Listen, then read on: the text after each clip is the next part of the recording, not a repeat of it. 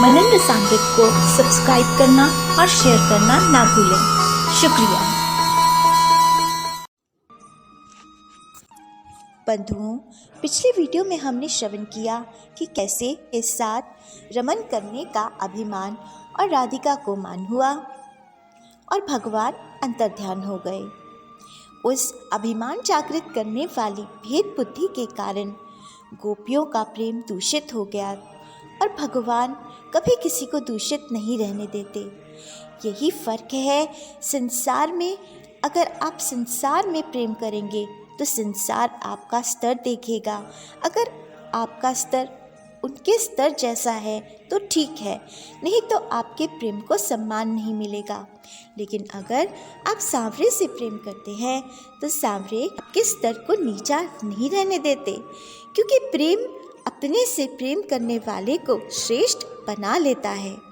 भगवान ने भी दूषित प्रेम को फिर से निर्मल करने के लिए और प्रेम की तड़प को और ज़्यादा बढ़ाने के लिए ही ये अंतर्ध्यान होने की लीला की। एक भाव ये भी है कि गोपियाँ भगवान को समीप पाकर अपने सौभाग्य के आगे भगवान की कृपा को कौन समझने लगीं, लेकिन ये समझाने के लिए कि उन्हें उनके सौभाग्य से भगवान नहीं मिले, अपितु भगवान के मिलने से उनका भाग्य सौभाग्यवान हुआ है। भगवान ने ये लीला की। एक और भाव ये भी है कि भगवान साधक की साधना से नहीं मिलते। भगवान जब भी मिलते हैं अपनी ही कृपा करके साधक से मिलते हैं। तो जब गोपियों ने भेद बुद्धि को छोड़ समत्व बुद्धि का आश्रय लिया और गोपी गीत गाया तो सांवरे प्रकट हो गए। सांवरे के यूं अचानक प्रकट हो जाने से गोपियों का सारा विरह उत्साह में बदल गया। सबने जाकर उन्हें पकड़ लिया। किसी ने हाथ पकड़े, किसी ने पांव पकड़े, किसी ने पीतांबर तो किसी ने सांवरे को चूम ही लिया। लेकिन एक राधिका थी जो दूर खड़ी सांवरे को निहार रही थी। प्रेम की ऐसी अवस्था भी होती है कि जब सांवरे छुप गए तो सब व्याकुल थी। राधिका थी। सांवरे के बिना एक पल मुश्किल से कट रहा था, लेकिन जब सांवरे सामने आए तो जहाँ सब गोपियाँ उन्हें जाकर लिपट गईं, वहीं राधा का हृदय भर आया। वो स्तब्ध हो गई। सब गोपियाँ तो देखकर सब भूल गईं, लेकिन राधा के हृदय में एक मीठी सी शिकायत, एक मीठी सी पीड़ा अभी भी थी। गोपियों ने बहुत ही प्रेम से सांवरे के लिए अपने ही चुनरियों का आसन बनाया और सांवरे को उस आसन पर आसीन किया। तब राधे जी ने सांवरे से पूछा कि जो सब कुछ त्याग कर तुम्हारे पास आई, क्या उनका त्याग कर देना उचित है कान्हा? ये तुम्हारा कौन सा न्याय है? भगवान ने कहा कि तुम सबको इतनी रात को यहाँ नहीं आना चाहिए था। राधिका ने कहा, कान्हा, तुम जिस तरह कठोरता भरी बातें करते हो ना, और कपट करके हमें बुलाकर स्वयं अंतर्ध्यान हो गए। मेरा मन तो नहीं करता तुमसे बात करने को, पर क्या करूं, तुम्हारी मोहिनी मूरत को देखकर रहा नहीं जाता। लेकिन सांवरे, तुम बहुत निर्दयी हो, कपटी हो और सब राजपाला तुम्हारे छल में आ ही जाती हैं। एक गोपी कहने लगी कि अच्छा कान्हा, ये बताओ कि संसार में 4 प्रकार के मनुष्य होते हैं। पहले वो जो आप में प्रीति रखकर नेकी के बदले भलाई करें, यानी प्रेम के बदले प्रेम करें। दूसरे जो एक तरफ से तो प्रेम हो लेकिन दूसरी ओर ना हो, यानी प्रेम करने वाले से भी प्रेम ना करें। तीसरे जो प्रेम ना करने वाले से भी प्रेम करें। और चौथे जो प्रेम करने वाले या ना करने वाले दोनों से ही प्रेम ना करें। द्वेष करे। आप इन चारों में से कौन हो? तब भगवान ने कहा, मियो भजन्ति ये सख्यः स्वार्थकान्त्योद्यमा हिते न तत्र सौहृदम् धर्मः स्वार्थात् तद्वि नान्यथा। भगवान ने कहा कि सखियों, जो आपस में एक दूसरे से प्रेम करते हैं वहाँ कोई सुहृदपन व धर्म नहीं है, क्योंकि वह प्रेम केवल स्वार्थ सिद्धि के लिए किया जाता है, वहाँ दूसरा कोई कारण नहीं है। भजन्त्य भजतो ये वे करुणाः पितरो यया धर्मो निर्भवाद अत्र सौहृदं च सुमध्यमः।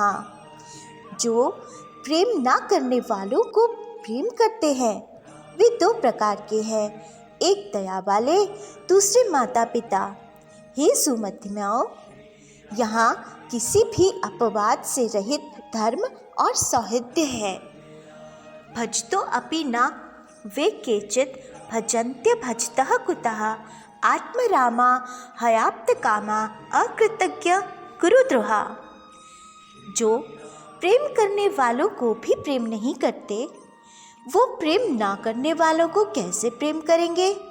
इस प्रकार के लोग आत्मराम, आत्मकाम, कृतघ्न और गुरुद्रोही इनमें से कोई एक होते हैं। न अहम तु सख्यो भजतो अपि जन्तून् भजाम्यमीषाम् अनुवृत्ति वृत्ते यथा धनो लब्ध धने विनिष्ट तच्चिन्तया अन्य भिन्न भूतो न वेद। हे सखियों, मैं तो प्रेम करने वालों को भी प्रेम इसलिए नहीं करता हूँ कि उनके मन की वृत्ति मुझ में सदा बनी रहे। जैसे निर्धन को धन मिले और वह धन यदि चला जाए तो उस निर्धन का मन धन की चिंता में रम जाता है, जिससे धन के सिवाय अन्य पदार्थों को वह भूल ही जाता है। केवल धन ही उसके प्रत्यंग में व्याप्त हो जाता है। तुम सब अबला गोपिकाओं, इस प्रकार मेरे लिए लोक वेद और स्वजनों का त्याग करने वाली जो तुम हो, उनकी वृत्ति मुझ में लगी रहे, इसीलिए मैं अंतर्ध्यान हो गया था। न पार्ये हम निर्वध्य संयुजाम स्वसाधु कृत्यम विबुधायुष अपि वह या माँ भजन गुर्जर गेह श्रृंखलाः संवृश्चै तद्वः प्रतियातु साधुना। हे गोपियों, उपाधि रहित भजन कर मेरे से मिली हो, जिसके उपकार का प्रतिकार मैं ब्रह्मा की आयु से भी नहीं कर सकता हूँ। तुम लोगों ने ग्रह की कठिन श्रृंखला को तोड़कर मेरा भजन किया है, जिसका प्रति उपकार तुम्हारे से ही संभव है।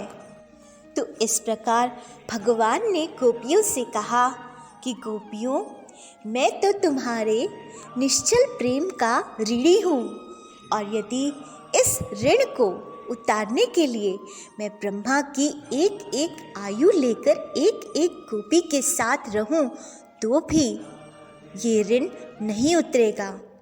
और अगर तुम कहती हो कि मैं ऋणी नहीं हूँ, तो मैं और ज़्यादा ऋणी हो जाता हूँ। तो देखा, निश्चल प्रेम, निष्काम प्रेम, निर्मल प्रेम त्रिभुवन राया के स्तर से भगवान को ऋणी बना रहा है। किनकारी? अनपढ़ गोपियों का, इन्होंने बड़े बड़े वेद नहीं पढ़े, अथवा तो भगवान ने अपनी भगवत्ता को त्याग कर एक मामूली सी ग्वाले का स्तर अपनाया और अपने जप, ज्ञान, ध्यान, तप का अभिमान छोड़कर ऋषियों ने, मुनियों ने, साधुओं ने, तपस्वियों ने एक अज्ञानी अनपढ़ गोपी होना स्वीकारा और तब हुआ महाराज।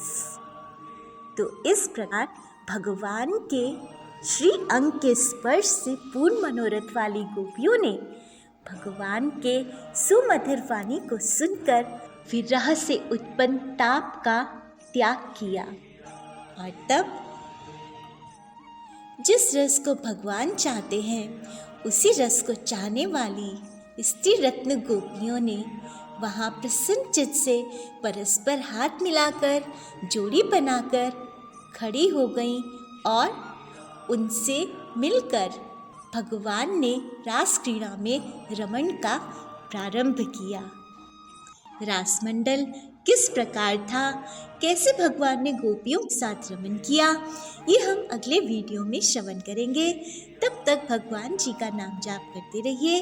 हरिओम नमो वासुदेवाय, हरिओम नमो भगवत वासुदेवाय, हरिओम नमो भगवते वासुदेवाय। जय बिहारी जी की।